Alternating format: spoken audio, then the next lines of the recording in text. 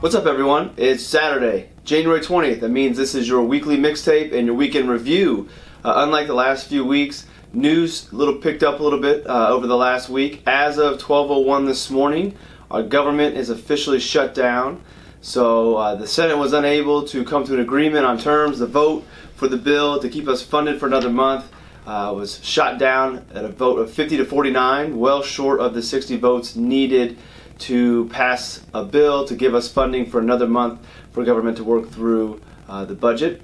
So what does that mean? Well, over the weekend, not a big deal because all the federal agencies for the most part are closed. But come Monday, if they do not do anything over the weekend, federal agencies will be closed. But don't worry, mail will still be delivered. Social Security, federal pension payments will still be paid because those are not off of the current budget. There's a different pot of money that pay those streams. So what you care about most, mail, payments, will continue regardless of how long this shutdown lasts. But come Monday, federal agencies will be closed. Federal workers will not be able to go into work. Some parks, some museums have some funding through the end of next week, so not all of those will close. But if this were to carry on, then those federal agencies will not be working. Those employees will not be able to go to work. And hopefully, the way that it has worked out in the past, they'll get paid in arrears for that time, but wouldn't be paid during that time period. The big hang-up, or one of the big hang-ups, is the Dreamers bill. That is, both sides are kind of not budging on their views on that. Not going to get into the politics of it all. Just here's the shutdown. Here's one of the things that are holding it up. The Dreamers Act, the Deferred Action for Childhood Arrivals part of everything is what is one of the main things holding things up. Past shutdowns have been relatively short. In the grand scheme of things, really haven't changed much, haven't made a big difference in our lives. So at this point, being that it just now happened, we're into the weekend, I don't think we need to worry about it too much. Historically, they're very short-lived. Life goes on. It's more of a political chess match that goes on. So don't worry about it too much, but just know that right now our government is officially shut down. A longer-term risk would be national defense, the military, those types of things. But since that has not been an experience that we've seen, no reason to worry about that at this point. Focus on what we can control is a theme that you hear me say a lot. So let's just know what's going on, but not worry about it at this point. So that's the big news. One bright spot out of all of this is USAA has come out and said that if this shutdown were to continue into February and interrupt payroll for the military, they are actually going to be issuing no interest cash advance for payroll to their military members. So as always, when there is turmoil and negative things going on, there's always a silver lining somewhere, and it's very refreshing to see an organization step up and be willing to help out those who need it most in this time period. So as frustrating as it is, all hope is not lost. There are good things out there going on. So the USA example is a good one to look back on. So that's pretty cool, I think. So that's one. The second one is a broken record. Markets continue to do well. We're not going to complain about that. We're sitting at new highs again on some of the indexes. I want you to save this video along with the last few as a reminder when times get tough in the market, that the markets do go up. As investors, as human beings, we suffer from something called recency bias, which means we remember, we expect the upcoming future to be what we remember most recently. So meaning expectations of the market are probably, people think it's going to continue to go up because that's what we've experienced the last 6 or 7 years. The further away we get from events, the less we remember, and we attribute the future to what happened most recently. So our recent experience is markets doing well, which would lead us to think that that's what's always going to continue to happen, and we know that's not the case. So remember this video, save it. I'll remind you about it when the times get tough in the markets, that hey, let's go back to 2017, 2018. Remember, markets do go up. So let's file this away in your mental filing cabinet. But also, kind of a warning to investors, don't let this recency bias that we suffer from change your plans, change your level of risk. Don't go out and start doing more risky investing or risky planning adjustments to your financial plan just because things have been going so well. It's usually when you make those changes that things correct, and it's the wrong time to do it. So just stick with your plan. Be appreciative of the markets while they're good. They're not always going to be great for the long term. We have those ups and downs, but and then also remember the long-term trend of the market is up and to the right, but it's a zigzag movement. So markets are doing well at the end of the day. We'll continue to appreciate that while that happens. Don't make any brash decisions in your investment strategy just because of what's going on.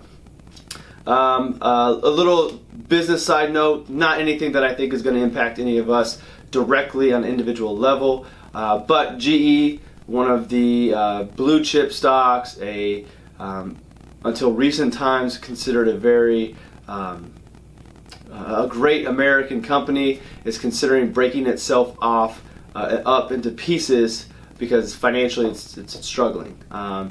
It's been a great American company for so long. Some risks that they took, some business decisions didn't play out the way they wanted them to, and now they're kind of left in this situation where they're not doing very well. They're behind the times, and one of the solutions is to break it up. Again, unless you're a GE employee or you own a lot of GE stock, which bless you if you've been holding on to GE over the last couple years, as the stock price has just gone nowhere, and then as of late, gone down. But I just bring it up because it is a headline. It is a great American company that we all know, and I don't think it's the last time we're going to hear about it in the news. So I just put that on your radar to know about. Another individual company news, Amazon released its list of the 20 finalists for its next headquarters. I bring this up selfishly because Indianapolis is one of the finalists, and it's kind of exciting to see our small Midwestern, well, not small, but relative to the other cities out there, our small Midwestern city being able to compete with some of the big guys. Not sure how it all plays out for Indy. My commentary, I think some of our social issues here in the state may hinder attracting a big tech company like that. But we'll see. It's cool to be on the list. I think that there are a lot of positives to Indy as far as location and what's going on with the tech world.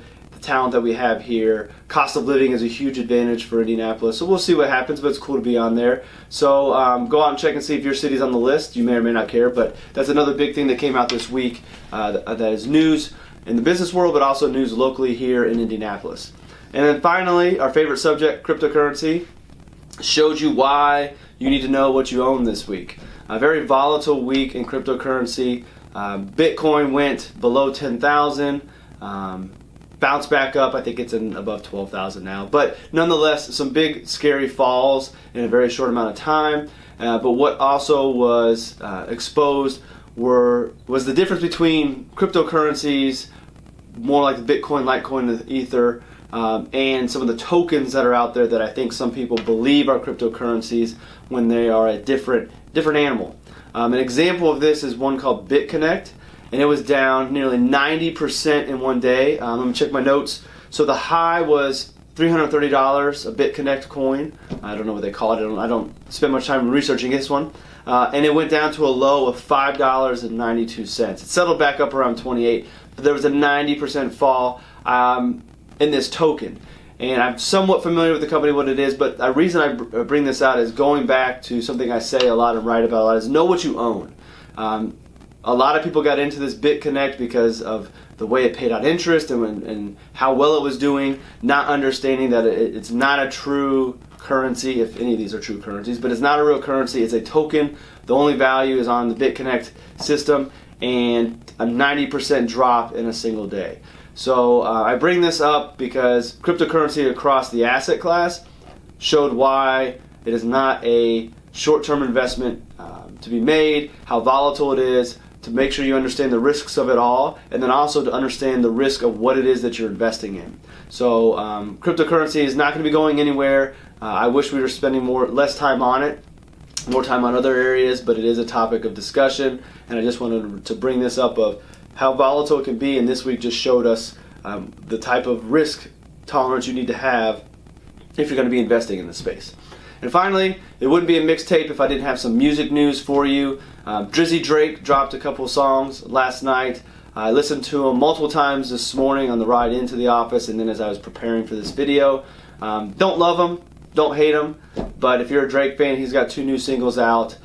Justin Timberlake released another single from his upcoming album. I really liked that one. Yes, the majority of the music I speak on is hip-hop or R&B. That's my favorite type of music. But if I come across some other genres that I like, I'll put those out there as well. There's no hate on other types of music, but this is just the music that I listen to most. And I want to share what I want to share with you sometimes on the videos also. So if you're a Drake fan, go check those out. Be curious to hear what you think about them. You can tweet at me at Justin, that's JUS10 Castelli, Castelli, on Twitter. So at Justin Castelli. Let me know what you think about the Drake songs. Be happy to engage about those on there. With that, that's the end of my notes. That's everything I've got for your weekend review. Government shutdown, markets doing well, GE breaking up, Amazon, 20 cities finalized, cryptocurrencies, craziness going on, and then Drake and Justin Timberlake with a few new songs this week. Make sure to read the weekly reads down below. Picked a few that I think are really good. Shared one of my own about long-term care. Make sure to check that one out. Enjoy those. If you have anything you'd like to see on the blog or on one of these videos, you can reach me at contact@allaboutyourbenjamins.com or find me on Twitter again at Justin Castelli. And enjoy your weekend, and we'll see you next week with a new weekend review on the next week's mixtape. Have a good one.